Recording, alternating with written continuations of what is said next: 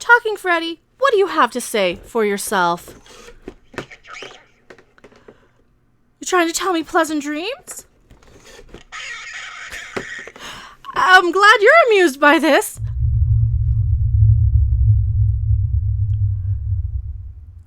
Hello everyone, I am Mecha Random 42, talking to my dolls again. The one, the only, the original, your favorite YouTube consumer advocate, Harpy, and I am having a nice conversation with Talking Freddy here about what he wants to see in the next Nightmare on Elm Street movie, or in a new remake, or whatever, and...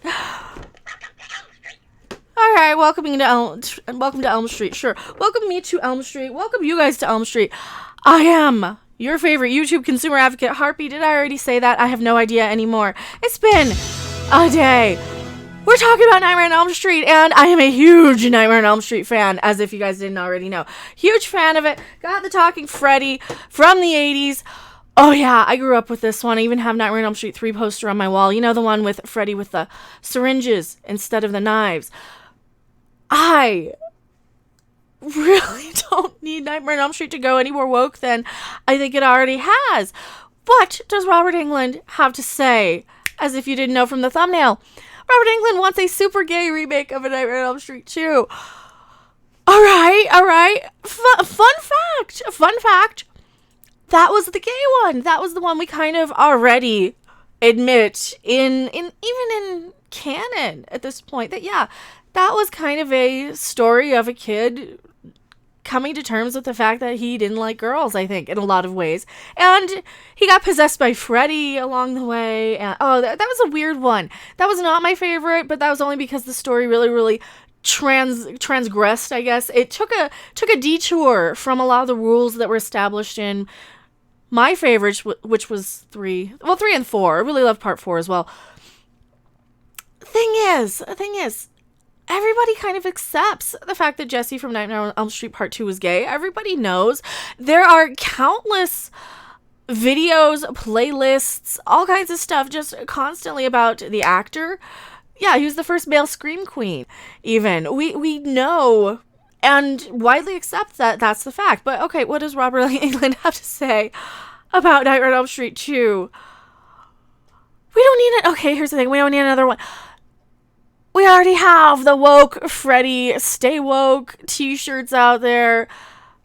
Woke just really means mentally deficient in so many ways. People who don't understand how diverse something actually was, I think. In the past, A Nightmare on Elm Street 2, Freddy's Revenge, was not well received when it was released in 1985. I think a lot of that was due to the departure from the first film. You had no original cast members come back. And what makes it even a harder sit is that if you want to kind of get a continuous story of the characters that we see in part 1, you really skip over part 2 in the rewatches. I do. I usually skip over part 2 if I'm just kind of wanting 1, 3, and 4, which are my favorites.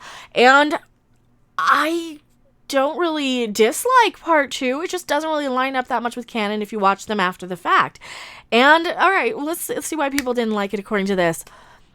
And honestly, it might have been because it was too gay. Alright, if you think so. I didn't see a problem with it. Unlike typical horror movies, this one featured a last boy instead of a last girl. Absolutely! And like we've said, we've established time and time again, he was the final girl. Or he was the final boy instead of final... Nightmare on Elm Street, first male scream queen. You can see what I even Googled there. And it's not like you couldn't kind of tell if you watched the movie. I'm just saying, we already kind of... Alright, what is the deal? What's the issue? Why now? Mark Patton starred as the fashionable lead victim, Jesse Walsh, who passed over the pretty girl Lisa Weber, Kim Myers, in order to cozy up to the class hunk, Ron Grady. As Instinct magazine pointed out, Nightmare on Elm Street 2 also included a scene of Coach Snyder, who might be a bad person here, being beaten with snapping towels and balls, the sporty kind, but symbolism.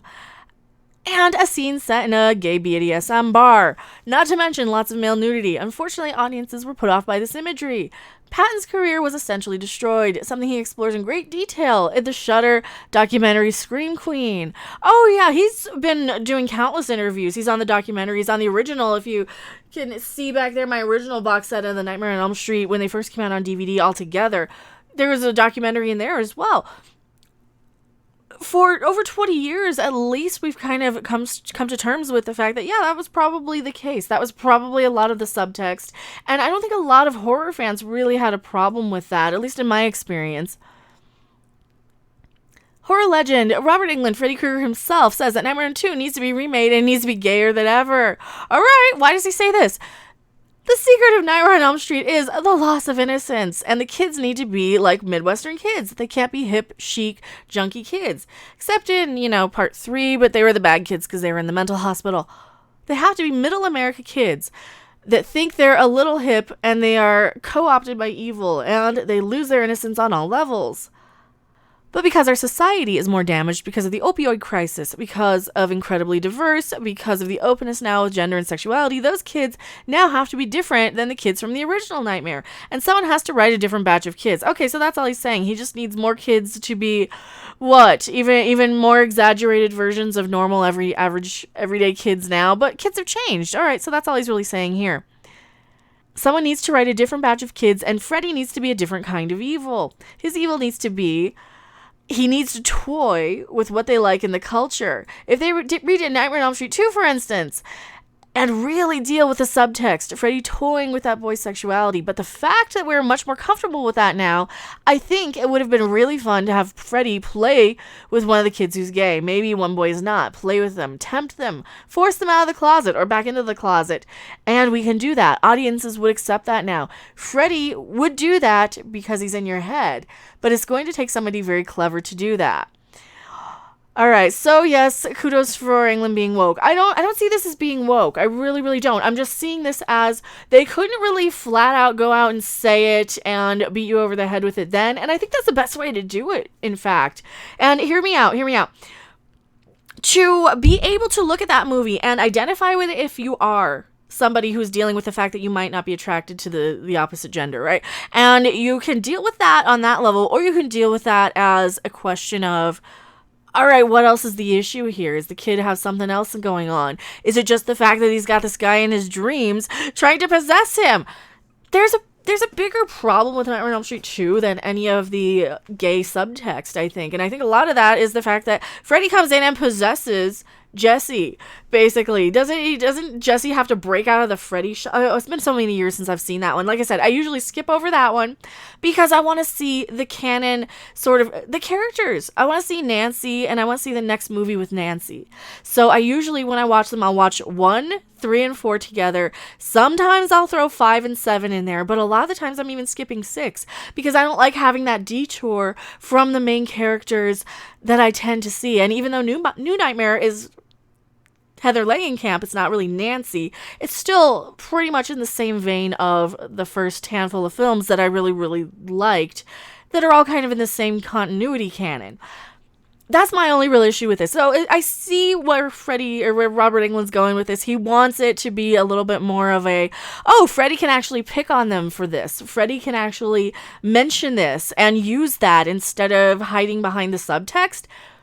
I think hiding behind the subtext, though, might be a more clever and intelligent way of doing that, because then you're not really focusing on the message and the representation. You're still kind of having it. You're still kind of having it there on screen, but you're not having it as an inclusionary or exclusive sort of thing. That's how a lot of the current day woke marketing really is. It is just to pander just to a specific little percent of the demographic. And then a lot of the times these movies and TV shows are marketed as, yes, but then they're not for you. They're not for other people. They're only for the representation.